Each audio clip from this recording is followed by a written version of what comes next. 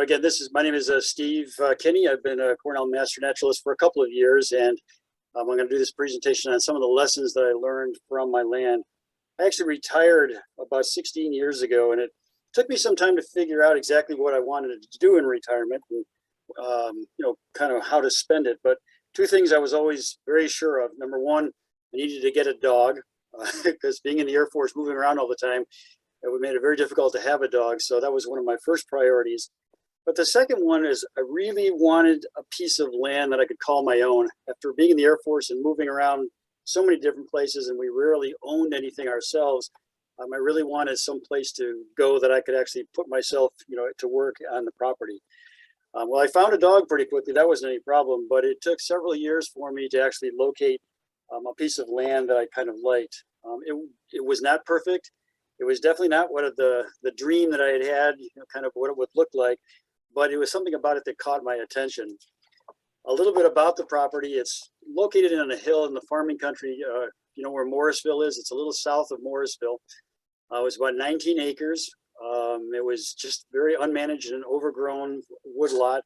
But as I walked through it, avoiding all the buckthorn and the multiflora rose and everything else, I could still see some potential. And I thought, well, if I want something that's going to keep me occupied for a good number of years, this looked like it might be the ticket. So we went ahead, my wife and I talked about it, and we purchased this property. This is where it's located in Madison County, in case you were wondering. So we're right in the middle of the state. This is an aerial view of the area, and it shows kind of a typical patchwork of farms and woods that you see oftentimes. And that red rectangle, that long, narrow rectangle, that's actually the property that I bought. And if we go in closer to that, this is a satellite view from Google Earth. This is before the Natural Resource Conservation Project that I'm going to talk about tonight was done. And what you can see, here's the property itself. It's long and narrow. And what you can see is that there's a lot of woods. In fact, a good chunk of it, probably 2/3 of the property was woods. But it also had an agricultural field in the far back and a mowed field, in the middle. These were actually still being used sort of by the neighboring farmers. And interestingly enough, too, there was this one area, what I'll call the wet area. There was an area of clay deposit with really poorly drained soil. And so there was a lot of water that accumulated in it that also kind of made it interesting. If you looked at a cross section of the property, you can see that from the road, it went up a kind of a gentle slope. That was all covered with deciduous trees, kind of flattened out with some larger deciduous trees. Then there was this area that was flat and wet. Then it went up a little higher and more deciduous woods. And then at the top of the hill, at the highest elevation, it was really just field. And then it dropped off in the back of the property to an area where it had more mature forest and a lot of hemlock trees back in there. Now, this is not to scale. I kind of see it squished up so it would fit on the page, but that's kind of what a cross section would have looked like. So the project that I'm going to talk about, which is the Natural Resource Conservation Project. Let me give you a little background in this. After we bought the property, I joined NYFOA, which is the New York Forest Owners Association, which I kind of had to laugh about because I'm thinking I got 19 acres with some woods and I'm going to be a forest owner. It kind of seemed a little bit, a little funny, but it was actually turned out to be a really good thing because the very first meeting we had some guest speakers from the NRCS and the DEC who came and they talked about the availability of government monies for private landowner projects. And so afterwards, I contacted the forester who was there at the DEC, and he actually came out and did an on-site assessment with me. Thought it was a really interesting place, but said, I don't think a formal forest management plan was warranted. But what he did suggest I do is talk to the NCRS again about something called the EQIP program, which is the Environmental Quality Improvement Program. He says no formal management plan is needed for that. It can be used for enhancing wildlife habitat, which was really one of my main interests anyway. And so I met with the biologist, who was working for the NRCS, and he came out and did a site visit with me, helping me develop some of the concept and the plan of what we wanted to do with the project, with the project and with the property. And here's the major elements of this plan. The main objective was to create about 8 acres of early successional forest, also called shrubland or young forest, from the existing woodlot. So that was the primary thing. Take a big chunk of the woods and create instead this young forest. This would be done primarily by completing what's called a heavy density cut, which is where they don't cut everything, but they cut a lot. And about the only thing you're allowed to leave in this kind of a project is 6 to 10 large, what they call perching trees. And these are ones for birds to perch on, but also they would be left as a source of regeneration for other trees. You can also leave some saplings that are smaller, like less than 4-inch DBH and less than 20 feet height, because that's kind of what you're going for anyway with a young forest. So if you can leave some of those, that kind of gives you a head start on things. But pretty much everything else was to be cut. And that's what a heavy density cut really implies. The shrubland that we were creating would then connect with a meadow. So we get a total of about 9.5 or 10 acres worth of open land as opposed to the wooded area that we had right at the start. So the two of us sat down, we looked at goals, plans, drew maps. I created timelines and everything else. And fortunately, the application that we put together was accepted. I got a contract and everything. And in fact, it ended up being about $16,000 worth of money that I could use towards improving the habitat on this particular piece of property. Now, the one thing that the EQIP did not cover, however, was any help with the seasonal woodland pools, this wet area that I talked about. And so he suggested that I talk to the office down in Cortland that ran the Partners for Fish and Wildlife.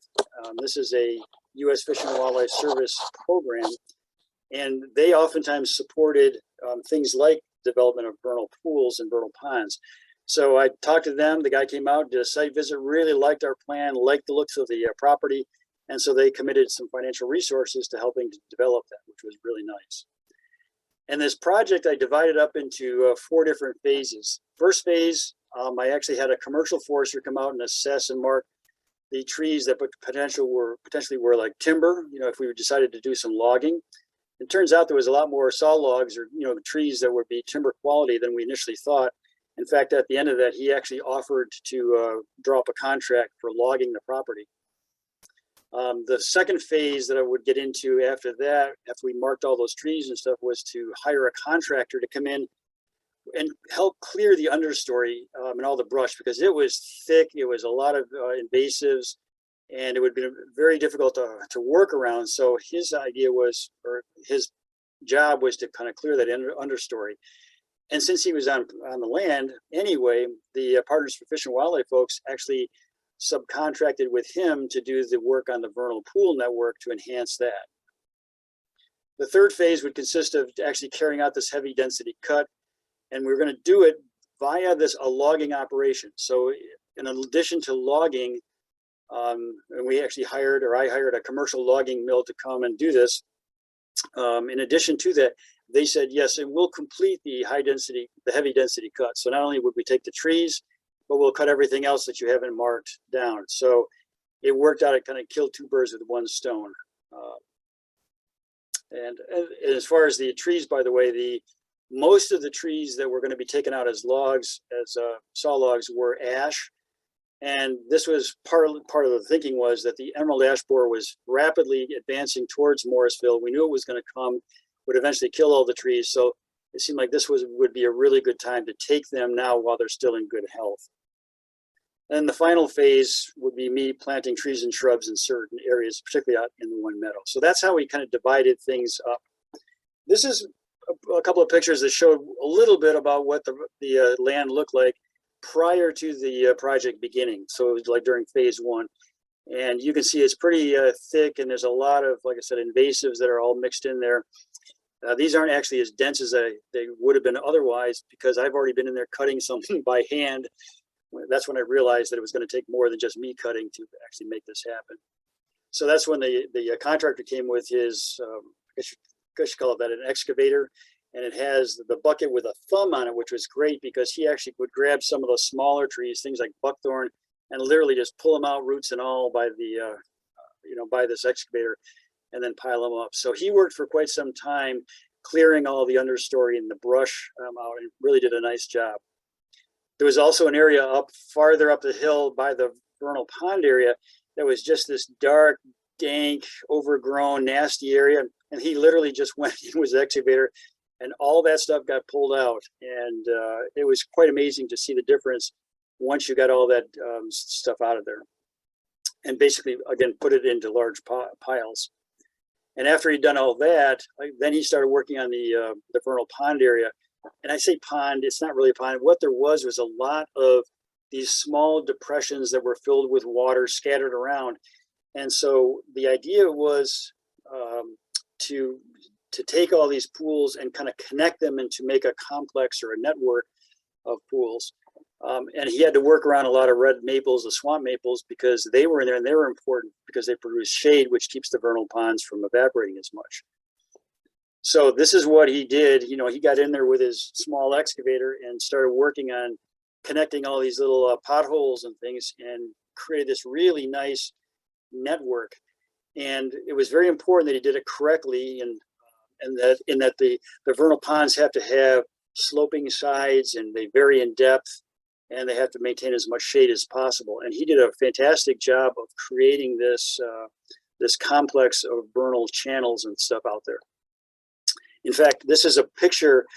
I don't know if this is the next year or 2 years afterwards, but in the early or late spring after the snow melt, and you can see the amount of water that this area is holding. It's really turned out to be this really very beautiful area. And then the last picture is later in the spring, but you can see again a lot of water that's all in these connected channels. And this is actually the same complex even a little bit later, and toward the end of summer, and you can see that a lot of the water is gone, but there's a pretty luxuriant growth of ferns and reeds and sedges and things like that all around in that area. So it really turned out to be a beautiful little unique area. Right next to this vernal area, there was a little meadow, a very small meadow that was also very wet much of the year. And we left that untouched because that had some unique aspects to it also. It's kind of like this little miniature wet meadow.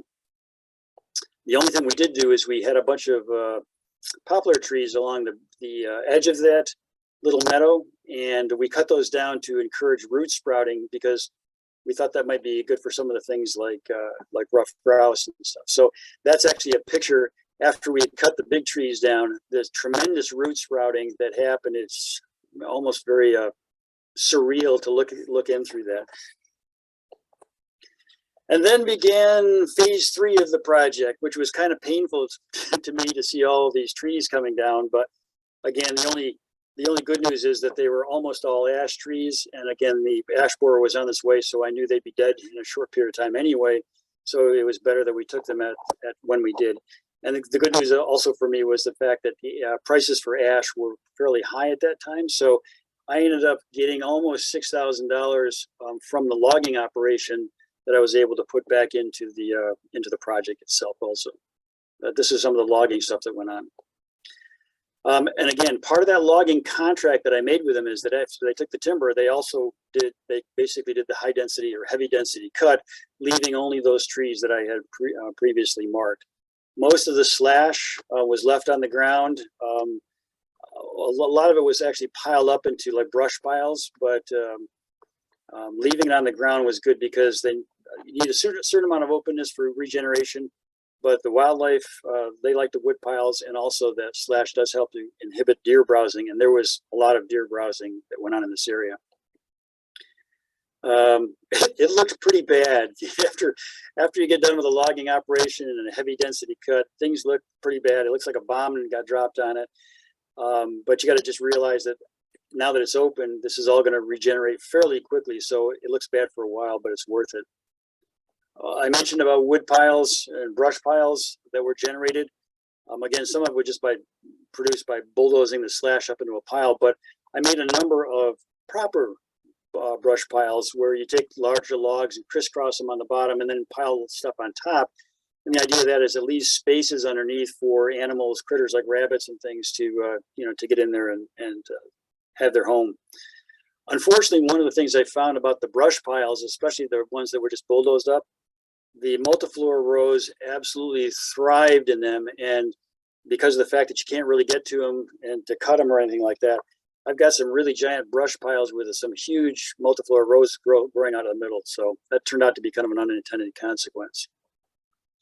The other thing about this logging operation that had to be taken care of was they usually do in the wintertime, like to do when the ground is frozen, but the ground hadn't froze yet. And consequently, there were some pretty big ruts and everything else that were made by the tractor and the skidder that needed to be remediated afterwards. And what we found is that as part of the remediation, the loggers did a lot of it, but I actually hired the contractor to come back with his excavator.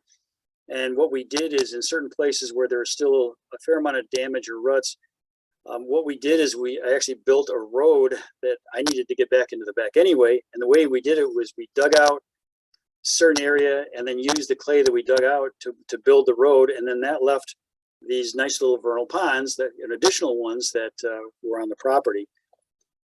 This is another example farther back in the property where it's almost like a borrow pit, where he took and dug this out, used the dirt and clay that he got out of that to build up the road for me. But what was left behind was a nice little vernal pool that quickly became inhabited by a number of frogs and amphibians. So the final map after this project was done looks more like this. And you can see that there's still some chunks of some woods in there, but there's a lot more of the high density or heavy density cut area that's now open. Then it kind of winds its way all the way to the back of the property. In fact, here's another satellite view a couple of years after the project was done. And again, here's the boundary. But unlike it was previously, now the woods are located in these kind of three pockets.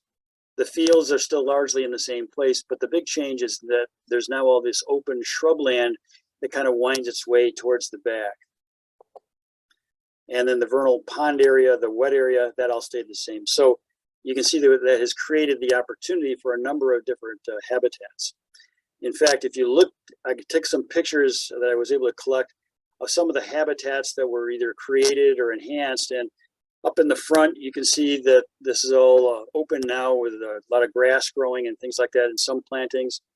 You get farther back and then you get into the woods. So you've now got those to deal with. You've got another area of shrubland, which we're just letting naturally regenerate. You go further back and now you're into the vernal pond area, vernal pool area. Further back than that is that large meadow with a lot of planting of trees and shrubs that I did. Then you get down into the very end, very back of the property where the mature woods were. And then lastly, over in the one section way in the back, there was the old agricultural field. So as you can see now, there's a number of different habitats that have been created, on the property. So what are some of the lessons that I that I found? Well, one of the first things that there was a lot of invasives, and so dealing with them was one of the first of my main priorities. There was buckthorn, multiflora rose, honeysuckle, and after the project was done, garlic mustard came in. And buckthorn was a big deal in the beginning, but again, the excavator managed to pull a lot of that out. And what he couldn't get to, I would go in and actually cut the larger trees and treat the stumps with concentrated Roundup, and this was done in the fall. Just as recommended, and boy, that really did take care of the killing off the buckthorn. We probably got rid of 95% of the buckthorn this way. Unfortunately, multiflora rose wasn't quite as successful. I've done everything from pulling it out by the roots to repeatedly mowing it. I've done a couple of big brushes with very careful application of Roundup, but still multiflora rose, that has become my nemesis because there's so much of it on the property. The honeysuckle is a little bit of a nuisance, but not that difficult to deal with. In fact, you can oftentimes either pull that out by hand, or I have a special lever tool called a puller bear that you can actually pull it right out by the roots. And garlic mustard, again, it came into some of the wooded areas after the project was done, after the loggers got done. And I just spent for 2 seasons, every time it popped up, I would go and pull it all by hand. And really, there's almost no garlic mustard out there at the property now at all. So that worked quite well. There were some other invasive diseases that I had to worry about. The emerald ash borer did eventually come to the property and infected some of the few ash trees that I had left behind. There's you can see the woodpecker damage on this tree. I did have one elm tree that was dying, and in fact, it died very soon after I bought the property. And we're pretty sure it had Dutch elm. I did find 5 or 6 other American elm trees up in the front of the property, but after we opened everything up, I don't know if it was because the wind was able to blow through there or just what, but all of them very rapidly developed Dutch elm disease, and they're all on the way out or already dead. So that was unfortunate. I've got a bunch of beech trees in the back, and they've all got beech bark disease. So unfortunately. And lastly, so far anyway, the hemlocks, I check them on a regular basis, and there has been no evidence of the hemlock wildew delegate in this area. Here's another lesson that I learned. You got to be careful of your identification. So I was, walking through one day, and after the project, like I think it was the following season, and all of a sudden I noticed there was these plants that were popping up, the nice big broad leaves, and I'm like, what are these? And then more of them, every day it seemed like I went out, there was more of these things. I said, oh my God, this looks like Japanese knotweed. And I thought for sure that's what it was. I said, those darn loggers, they came in with a Japanese knotweed on their machines, must be. Now it's spread all over because the entire property was growing these things. And I thought, I'm going to have a whole property full of knotweed. So over a 2-day period of time, I went out with a garbage bag. I cut every one of those, berry clusters, and then I went through with a little hand, like a spritzer, and sprayed Roundup on every individual plant. And by God, I think I killed every single one of them. And I was pretty proud of myself, right up until I discovered that these were not Japanese knotweed at all. It's actually pokeweed. And this is a common plant that appears in disturbed soils. And it turns out that those berries really are favorite food of catbirds and some other things. So I really felt like a dope for having done all this and panicking about it without getting a proper ID. And in my defense, if you look at the Japanese knotweed, you look at that one, you can see there are a lot of similarities. So, yeah, but it wasn't knotweed. So there's a lesson for you. Another lesson I learned, well, everybody knows about the bat problems, and the northern long-eared bat is now endangered. These guys roost in the older trees, especially under loose bark or in crevices. And so one of the things we always had to keep in mind during this project was we couldn't do any tree felling during the roosting periods, which were April to October. So the logging had to be done outside those time frames, and even any kind of tree cutting of any kind had to be done outside those particular areas also. I have subsequently put up a bat house, and for the last 5 years have not had any bats at all. In fact, I rarely see a bat out of the property, where when I first bought it, there were bats all over the place. So again, that's unfortunate. I learned quite a bit about planting trees and shrubs. One of the main lessons I learned is that if you want some hard mass in a hurry, don't plant white oak or things like that. They'll take beyond my lifetime to grow. So, but there are some things like Allegheny chinkapin and American hazelnut that do develop hard mass fairly soon. Fairly soon, I think within 5 or 6 years as they get to a certain size. I also found out that hybrid poplars work really well for borders. And what I would do is mix them with something like a spruce, because the poplars will grow fast and live short lives, but then then they'll die. But the spruce will take longer, and then they will continue on. So that was some of the ones I planted for borders. But the big lesson I learned is don't order too many trees, because if you can't get out there fairly soon after you get them to get them planted, then you're going to lose plants. In fact, I ended up having to do a lot of ditching, which means basically you just dig a ditch, put the bare root seedlings in there, cover them with dirt, throw some water on there, and then when you get a chance, go back and take them out of the ditch and replant them. But that was an issue. I just got a little carried away with how many plants I ordered. I also, of course, timing is everything. I planted all these things, and didn't we have a dry spell that hit about a week afterwards, and we were getting no rain at all. I had no way to get water back into the back areas except in gallon jugs that I was carrying back with a backpack. So I literally humped all the water out there just to keep my trees alive. So again, just some things that you got to learn. I did go through the whole thing. I used weed mats, I used fertilizer tabs, I did tree tubes. So I did a lot to make sure that my trees survived. And Probably half of them did, and there was a variety of reasons why the others didn't. The preventing deer damage was another lesson, and I had quite a bit of experience with that. These, the tree tubes obviously are very important. The other thing is that I planted a lot of shrubs, and the biologist recommended that I plant shrubs in groups because as they grow, then the deer would tend to eat on the outside, but they would leave the inside alone because they just couldn't get to it. But you have to get to them to a certain size before that can happen. So what I would do is I planted groups or bunches, but then I also erected these small mini exclosures to keep the deer from eating the shrubs while they were still growing. And this actually worked quite well, although again, it was just one more thing that was took a lot of work and maintenance to keep up.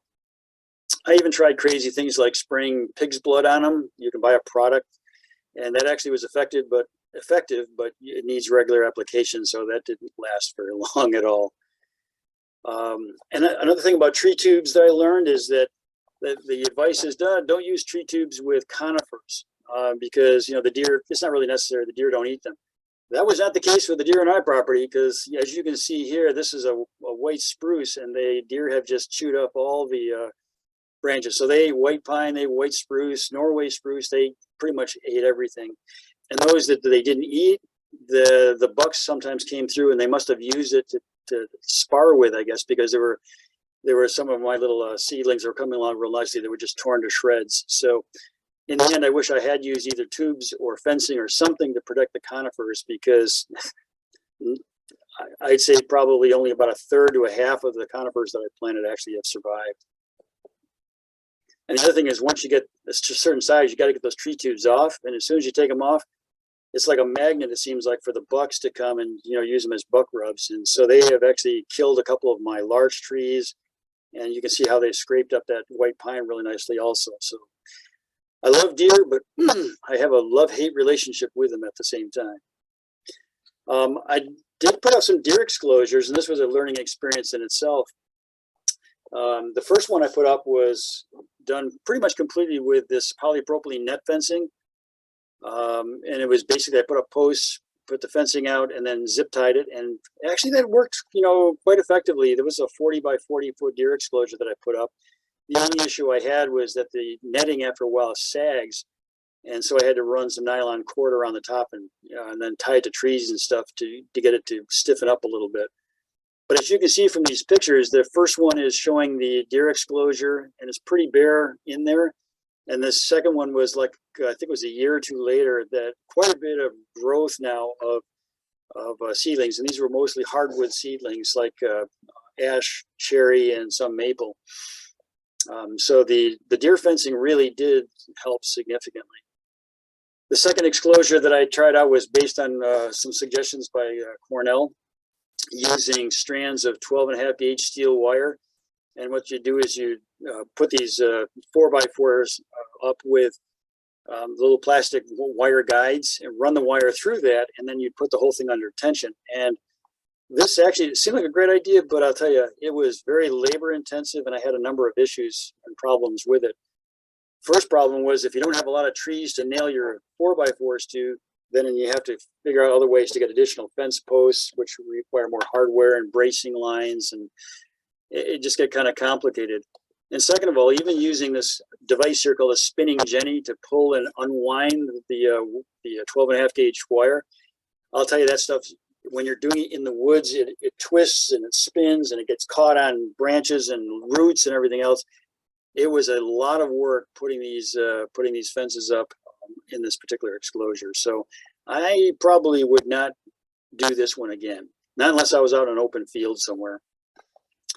Not to mention the fact that you have to put this under a lot of strain. You really crank it tight, and sometimes that actually pulled the boards and the nails right out of the trees. So again, it was kind of a labor-intensive thing.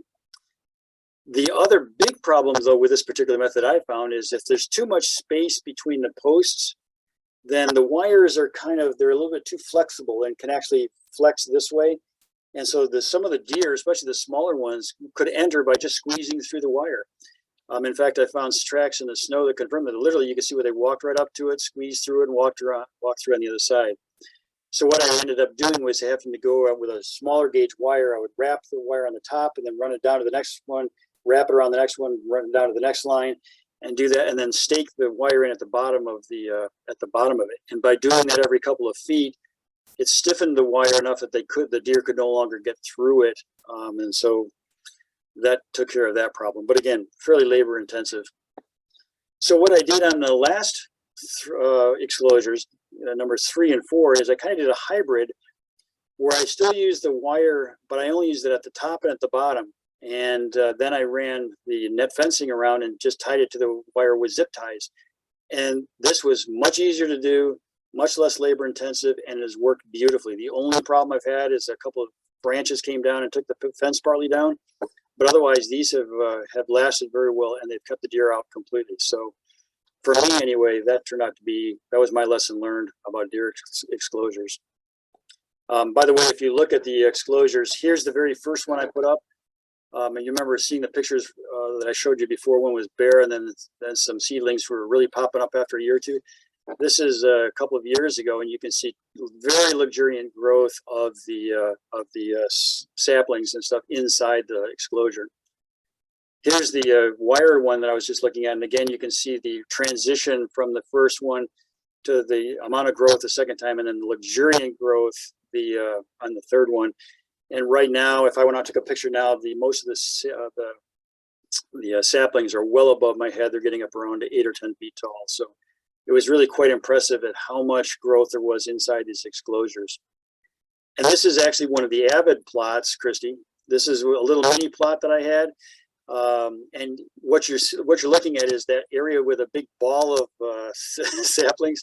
That's the stuff that's inside the Avid plot that is surrounded by a 5 by 5 foot fencing. And look at the difference between that and all the area around it, which is, what the deer have access to. So a pretty impressive difference between, when you prevent the deer from getting in there and eating things. So speaking of Avid, that was my first big Master Naturalist project, and there were a number of lessons that I learned. I did both hardwood seedlings and wildflower seedlings, and I won't get into the details, but what I want to show you is here's my final Avid plot map. And the white stars are all the seedling plots, and there are, 21 of those, I think. And there are the red ones over on the left-hand side. Those are my Jack in the Pulpit, my wildflower plots, and there's another, 5 of those. So all total, I had about 26 plots that I crazily, set up to monitor. And some were in the open, some were in the woods, some of them were exclosures, some of them were not. And I thought, boy, this is going to really be a cool study, getting all this data.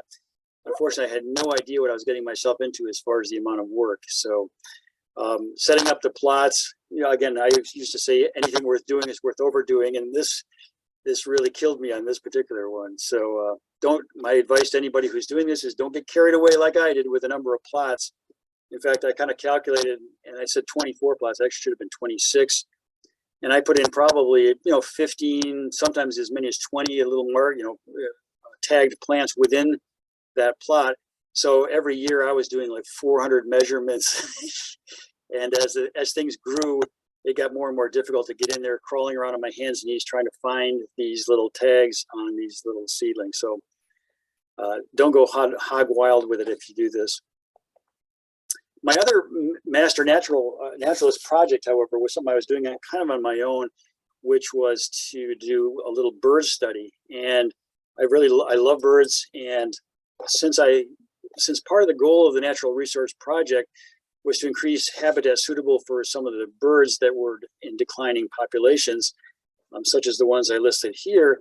Well, part of the question is, well, did the project actually accomplish the goal? In other words, was it worth the money that they gave to me to put into all this project? So what I did, how come I'm not advancing here all of a sudden? There we go. So what I did is, I had had my birding list from doing the birding before the project began. And so what I did is started following up with a birding list annually post completion so that I can compare and see were any birds lost, were any birds gained, and stuff like that. And it also gave me an opportunity to start photo documenting all the birds that I was seeing. This is what my tracking spreadsheet looks like, and you can see it starts from pre and goes. Right now I'm ready to start doing the 7-year post project at this point. And I won't go into all the details of all my X's here, but I will show you a couple of highlights. These were the 3 birds that I kind of lost, if you will, from the project. The black-throated blue warbler and the black-throated green warbler were both little warblers that I saw out in the mature hemlock area, and they were, I would see them on a regular basis and hear them on a regular basis. After the loggers got done and we thinned that area back there and cut some of the big hemlocks, these guys did not come back and have still not returned. So I haven't seen any evidence of them. And interestingly enough, the ruffed grouse, which I used to see in that one area, once we cut the poplars and had them root sprout, thinking that would be a good thing for the ruffed grouse, at this point anyway, they have not returned. I have not seen any evidence of a ruffed grouse on the property. So those are 3 of the birds that I lost, if you will, after the project. But what about gain? Well, because of the number of little, water holes that we put in and for the vernal pond, I now have yellow warblers out there that I never saw before. The eastern towhees, they moved in the very next year after the project was done, and they were one of the birds that we're trying to improve the habitat for. Same thing with brown thrashers. They came, I'd never seen one out there before. They came in the following year and have been there every year since. This is one of my favorite little birds, the mourning warblers. That was a brand new bird that came in a year or 2 after the project was done. And I actually have 2 nesting pairs, one up in the front of the property and one toward the back. So, and they're really fun to watch. I have yet to get a really good photograph because they're too fast, but I'm trying. We've had a couple of new flycatchers that have moved in. So besides just the peewees and the phoebes in the area, the least flycatchers in particular have come back. I've got a pair of them. They're there pretty much all the time. And just over the last 2 years, for the first time, I've had American redstarts popping up. So there's definitely birds that have gained that I had not seen before. I also just talked a little bit about nesting birds. Again, I mentioned the towhees. This is a picture of both the male and the female that I got out at the property. So I never found their nest, but I know that they're out there, and I know that they're nesting. The grosbeaks, the rose-breasted grosbeak, male and female here. It was interesting. I was watching one day with binoculars. I was looking at the rose-breasted grosbeak male, and he was sitting on a branch, and I noticed right next to him was the female, and then right next to her was the juvenile. So we had the whole family outing on a branch this one time. So I'm quite certain they're nesting at the area also. And finally, we do have ruby-throated hummingbirds. And the interesting story about that is I was sitting out in the hemlocks one day on my sit spot, and all of a sudden this hummingbird went zinging over my head and down into the woods. And then shortly it came zinging back going the opposite way. And then it came over again, and then it was zinging back. And after the 3rd time, I said, what is it doing down there? So I got my binoculars and I'm watching it. And what it was doing is it was going down the woods, and there was a big spider web down there. And it was actually taking pieces of the spider web and then flying back. So I looked it up. Sure enough, hummingbirds use spider webs as part of their nest building material. So that was pretty awesome to be witnessing while I was out there. Here's another nesting bird. I was actually doing one of my Avid plot surveys, and I almost stepped on this. This is an ovenbird nest. The ovenbirds are a little warbler, a ground warbler, or a ground nesting warbler, I should say. And they call them ovenbirds because their nest is like those little clay pizza ovens that you sometimes see. So fortunately, I saw this and didn't step on it. And then I looked inside and saw the little one. So I actually got a picture of the bambinos, in the nest itself. That was a pretty cool find. And here's one other find right there by the vernal pond. Found this little shallow depression with a few leaves and then these 4 speckled eggs. And that turns out that's a woodcock nest. And I went back about a week later and they were all gone. So it's nice to know that we have woodcocks out there, and I have not gone out at nighttime to listen to, for their songs, but that's one of my goals for this summer. And some other birds that I've found that I've also photographed out there. Yellowthroats, a lot of them. I've had pileated woodpeckers out in the big woods especially. I've got sapsuckers and flickers and We've had chestnut-sided warblers there the entire time. They just don't seem to have been bothered by the project. In fact, they seem to really like the mix of the forest and the kind of the mid-sized stuff and the open areas. So they're out there all the time. Scarlet Tanagers I've seen on a regular basis. Bobolinks are not on my property so much, but they're on the neighbor's field, the farm field, but they use the trees on our property to kind of, they sit up there and then they fly down into the fields. But we hear them singing on a regular basis. So I've got indigo buntings, a lot of catbirds out in the front, song sparrows in the field, and eastern kingbirds out towards the road because they like the cow pasture, I think, across the way. I've got Baltimore Orioles. I should have put them as under nesting because they are nesting out. There's some old apple trees that I left in place, and they love to be up there in those. This is not my photograph of an eastern bluebird. I don't know why I don't have one, but because I've got bluebird boxes and they've been nesting there for a couple of years, but I just didn't have my own picture of them. Cardinals, again, sapsuckers. I have barred owl. They actually, I think, are nesting on the hill up just about one farm yard away from me, but they have been down on my property several times. In fact, one I walked right underneath there and almost, I think I bumped my head on practically before he flew. So we do have a barred owl that sings or calls on a regular basis, though. Another woodpeckers. So that was just an idea of some of the birds that we've got on the property. We have a local master naturalist group. We're up to about 9 of us, I think, and we actually had a couple little mini bio blitzes out of my property, so it was my chance to kind of show off the property and and do a learning thing at the same time. So this is when we were out with a botanist looking at the various plants, and then the right picture on the right is when we were out doing some work in the vernal pond area where we were actually with nets and trying to see what we could find. So we've done that, and that kind of stimulated me to get my my butt going and start taking pictures and photographing or photo documenting some of the other things that are found out at the property. And I just like to share some of those things with you, some of the other flora and fauna that I found out there. As far as mammals, obviously we have a lot of deer. There's a big old porcupine living in one of the dead trees out in the back. That tree has subsequently fallen, but we found the porcupine, and it was even a nice little porcupine pile at the bottom of it, which is all, from his waste products that look like little sawdust clods, capsules, or whatever you want to call them. We got plenty of squirrels out there. Picked up some foxes on the trail, a nighttime trail can that I had out. You can see them here. So I didn't put any coyotes in here because I don't have any pictures of them, but we do have coyotes. One of them, when I was out deer hunting, sitting on a ground blind, one of them came up about 15 feet from me, looked at me, and turned her off and did run off. But yeah, we've got coyotes out in the area also.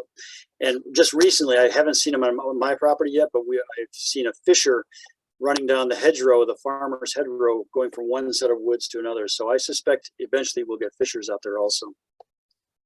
Fair amount of amphibians, green pickle frogs, leopard frogs, and wood frogs all out at the property. And of course, got to have a few toads also to round things out.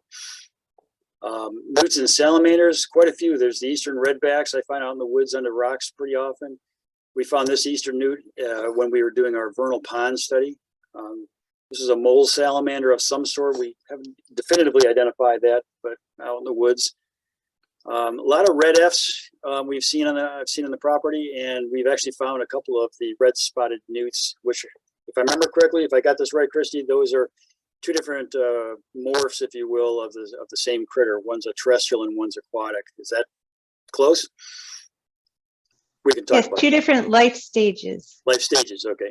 Not more. And then lastly, I have not seen any spotted salamanders, but I've seen their egg masses. This is one of the egg masses in the pond that was attached to one of the branches. That I throw branches in there just to give them something to do. But I haven't actually seen the spotted salamander adults anywhere yet. We talked about the vernal pool. Here's just some critters that we found when we were doing our little study of that. Interestingly enough, we're pretty certain that's a bullfrog tadpole there, but I have yet to see or hear a bullfrog, so I'm not sure where this guy came from, but they were all in the vernal pond area. I do have a couple of reptiles, primarily garter snakes, and they love the big wood pile right next to my shed.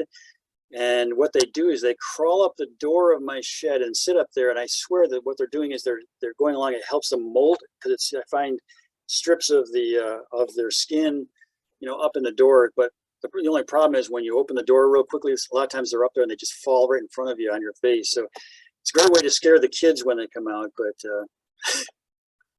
here's a red-bellied snake that we found, and we found there was a milk snake out at one point. From switching to insects, so here's some of the dragonflies that I was able to photograph out there, which are pretty cool. Of course, I've got monarchs. I have a fair number of milkweed plants. I'd like to encourage even more to grow, and maybe I'll do something more active in the future. But for right now, anyway, there are monarchs and there are milkweeds, and occasionally I'll even find the caterpillar, like we see here. Some other insects. I've got other types of butterflies that I've found out there. Ladybugs, plenty of pollinators. There's a bumblebee, and some other interesting ones like this escape moth. So this is hardly a comprehensive list, but it's just some of the ones that I actually was able to photograph. I do have a few arachnids. So one of my favorite ones is a little crab spider, and you can see he's got a little robber fly that he's managed to snag, and this is pretty neat to watch. You'll find these out in the goldenrod in particular. There's a yellow garden spider I found at one point. And of course, wouldn't be complete without a couple of ticks. So here's a deer tick. And one time I did find one dog tick out there. I have no idea where this guy came from. And switching over to plants and flowers, which I am by no means an expert on, but I do like watching the spring wildflowers. I've photographed trout lilies, spring beauties, hepatica, wood sorrel, and this is my one red trillium on the entire property. It just so happened, and you can see the polypropylene fencing there by it. This just happens to be inside one of the deer exclosures. It's the only surviving one. I think the deer must have eaten everything else a long time ago, but I got one red trillium inside the fence that I'm hoping will eventually turn into more. Here's my other favorite one, the jack in the pulpit. These guys just took off once the loggers had left in the back, in the hemlock area, and they just grew incredibly there. I mean, some of them were so huge, they were almost like tropical plants. As you can see, that's my brother-in-law sitting out there by them. Unfortunately, a couple of years ago, they all developed some sort of a rust, and within one season, literally, they were all gone. It just wiped out all the jack in the pulpits in the back. And there's a slowly coming back. There's a few small ones in the back right now, but I don't know how long this rust will last, but it really devastated them all, or decimated, I guess would be a better word. Here's some other wildflowers that I've come across out at the property. I love the jewelweed because there are places where there's just a carpet. I mean, it's just carpets the entire forest floor. You can see it kind of rolling through like that. And then of course, once they get their little orange flowers out, they're really very pretty. In some of these little wet areas where we're talking about the yellow warblers showing up, not surprisingly, we got cattails and pussy willows that have popped up. So those are kind of nice to see also. I have actually a fair number of ferns that I've been able to find and identify out at the property. Cinnamon, sensitive, Christmas, the whole works. Here's some additional ones. Whoop, here's some additional ones. A lot of wood ferns that are out there. Several, and I don't know the types at all, but the point is that the habitats that we've created seem to be really conducive to growing ferns. And then one of my favorite things to photograph of all are fungi. And here's a couple of them. Love the golden spindles. They're so cool. All these little fingers. Turkey tails are pretty awesome to see. A lot of different types of puffballs. That one, the bear tooth thing, that's just a crazy looking one. But one of my favorite one of all is the coral fungus. In the area of the woods up front, with all the decaying leaves and wood and everything else, you just get a lot of this coral fungus. Little tiny stuff pops up, and it's just really gorgeous. In fact, I have to admit, after Alice did her Master Natural Exchange back in September on the art and poetry of nature, it had actually inspired me to try writing waka poetry. That's a little different than haiku. And I wrote it actually something about the coral fungus. And if you don't mind, I'll put on my artsy fartsy hat just for a second, and I'll share with you my waka poetry about coral fungi. So, scent of woods decay swirls in sea of forest air. Ferns sway and leaves dance. Rocks rise from loamy beds, and corals spring from woodland reef. That's probably the last time you'll ever hear me say any poetry. So, so thanks to Alice for inspiring me to write something. So, well, anyway, that's enough of the photographs of all the stuff I found there. Again, one of the most important things though about this property was what it meant to me as far as my family, getting the grandkids out in particular to camp with me, and here they are frogging and looking at snakes. Here's the other set of grandkids out there again, you know, looking at watching frogs and stuff at the pool. I even got my 93-year-old mom out there, and she didn't get around very much anymore, but got her propped up on the ATV and ran her around the property so that she could see what was going on, and she really enjoyed herself. And that's my brother and his grandkids out teaching one of them how to snowshoe. So being able to share the property with family has been a really important part of the whole thing. So kind of to summarize, here's some of the things these 19 acres have given me. Certainly they have stimulated my imagination, thinking like, what could be, how could I take what was initially there and turn it into something else? It's definitely satisfied my desire to do physical work in the outdoors, and will probably continue to be that way for a good number of years. I get to recreate and exercise out there with hiking, snowshoeing, camping, birding, nature photography, etc. It's been a real classroom, literally, for me to learn a lot, especially as a naturalist. But it's also been an opportunity to share the educational value with others, you know, along the way. And lastly, like as I mentioned, it's really really enjoyment for me to see the kids getting out there and just generally experiencing nature. So that's been a very important part of it. But ultimately, the property for me is kind of like my personal refuge. It's just me to get out there and rest, relax, be with the dogs, and basically soak it all in. And that's kind of what I do a lot when I'm out there. So that is my presentation on what I did with my 19 acres of woods. And if you have any questions. Steve, thank you so much for sharing that with us. I certainly have a lot of questions. There's a lot of good information in there, but I'm going to look for other people's questions first. So Dave Shepard asks, are you going to try to maintain the diverse habitats or just allow the forest to regenerate? That's a really good question. At this point, I'm kind of in that mode of sit back and relax and watch things evolve. So I put a lot of energy, a lot of time, a lot of everything else into it. And now I kind of want to watch and see what happens. I mean, there's no question about the fact that I'll keep some of my, you know, like repair the deer exclosures and do a few things like that, at least for a period of time. And I'll probably pull some of the invasives when I see them. But I kind of like to just see now what happens and how this evolves. So, yeah. It's a lot more watching now than actual working. Okay. Let's see if anybody else has. Oh, can you make some suggestions on mapping? Jim Cole asks. And Jim, you can unmute yourself. I'm assuming maybe you mean like how Steve did his mapping, or.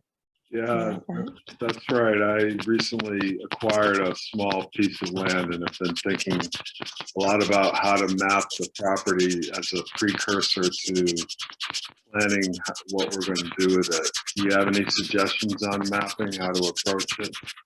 Well, I'm sure there are probably much better ways than the way I struggled through, but the very first thing I did, quite frankly, was I hired a surveyor to come out and survey the boundaries. That was really critical. And I think the app was like Map My Tracks. I think at the time I had an app, and I literally walked the boundary after it was done.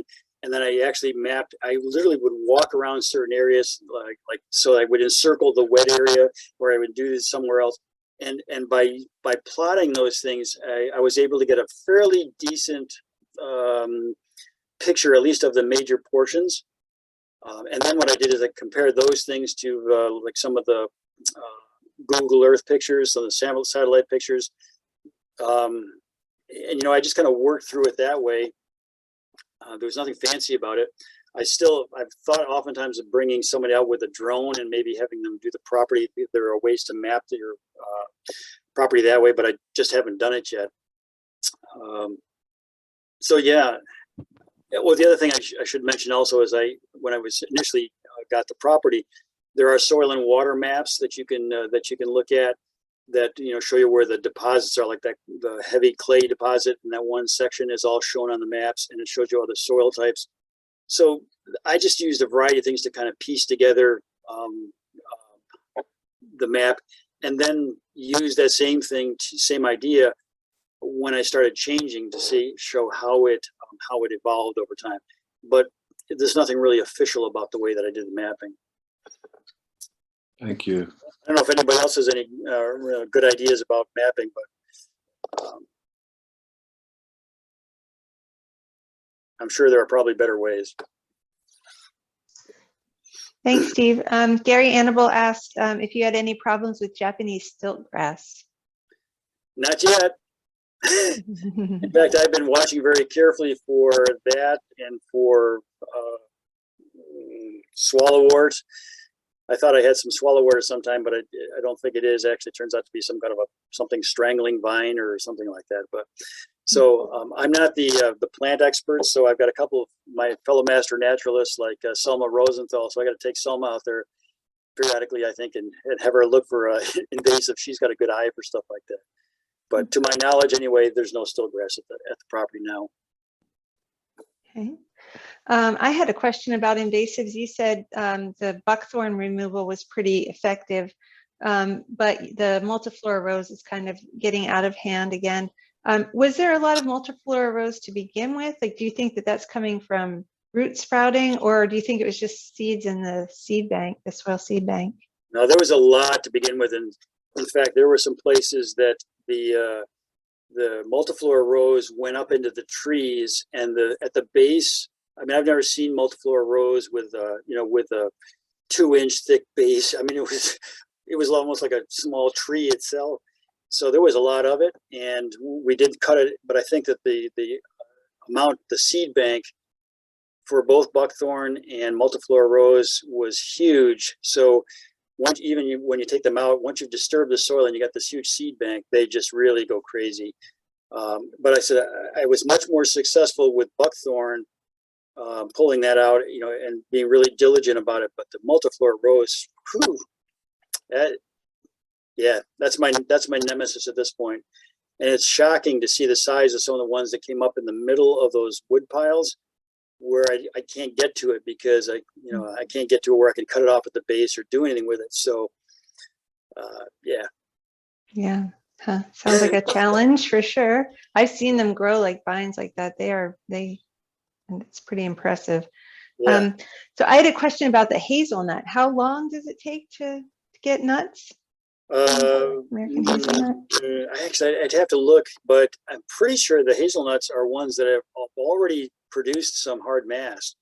So the chinkapin and the hazelnut were the two that were suggested by I talked to some people before I ordered stuff. And I was thinking that they start producing within 5 or 6 years or something like that.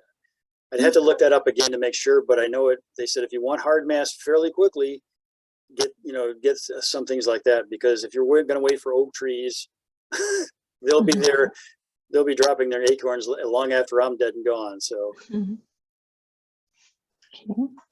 Great. Well, thanks again, Steve. That was really, really interesting. It's great to hear about your experiences and see your great photos too. And that the bear's tooth or whatever, they're delicious. So really, you eat those? Yes, they're like you can. They're kind of the texture of crab meat, and they're good with butter. They basically absorb the taste of anything you put them with, but they're really good. Wow.